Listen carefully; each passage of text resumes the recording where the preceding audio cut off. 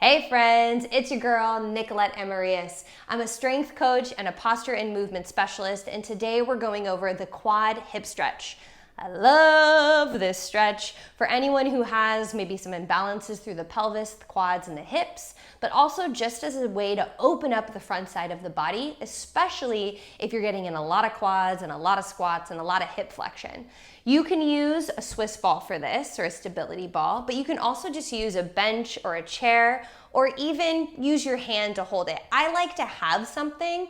You could even butt up against a wall and use the wall to help induce a deeper stretch. But again, whatever you have available to you is fine. I'm gonna use the ball for today. Let's get into it.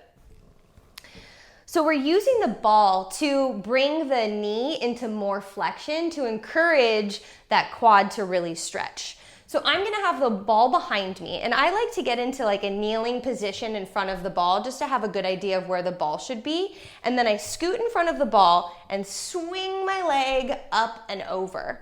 From here, you can bring your hands down to the floor so that you can come into a half kneeling position. Once you're in this position, steady yourself by being hip distance. So make sure that you're not too narrow. You're thinking like train tracks, you're not on a tightrope. Now, the harder it is, the closer the ball will be. The easier, the less stretch, the farther away. So I have quite a bit of mobility through my quad-ish, maybe. So the ball's pretty close for me. If the ball keeps moving around, you can also put the ball up against a wall so that there's more stability there. I just like to use the ball because it's more comfortable on my foot than say like the wall, the bench, or a chair. But again, up to you. So once we're in this position, make sure that this front ankle is right underneath the knee to create a 90-degree angle. This knee is right underneath the hip. If you need more padding under the knee, you can use a towel, you could use a pad, you could double up your mat, whatever's comfortable. Now from here, the key is to first be able to tuck in the hips. So we're thinking like the front hip bones are coming up toward the bottom rib, like they're trying to touch, okay? So I'm tucking in.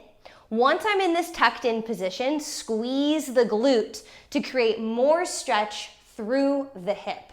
Yes, it's nice and deep stretch. You're gonna feel a huge stretch here.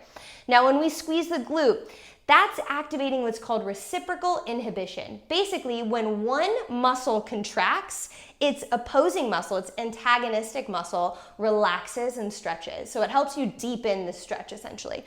So we're squeezing the glute, we're tucking in the hips, and then the last bit is to get tall and proud. This part is really hard because you're really stretching this front lower part of the hip already. So it's gonna be difficult to bring the body up.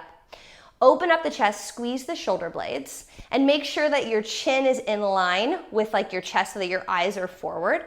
If you want to deepen the stretch, you can place your hand on either some blocks or a chair and reach over and open up the side of the body. Now, I like to hold this stretch for at least 30 seconds. You can hold up to 60 seconds or even longer depending on how deep of a stretch you need or how tight the front of the thigh is. Of course, you would switch on to the other side, and that is the quad hip stretch with a stability ball or a bench. Enjoy!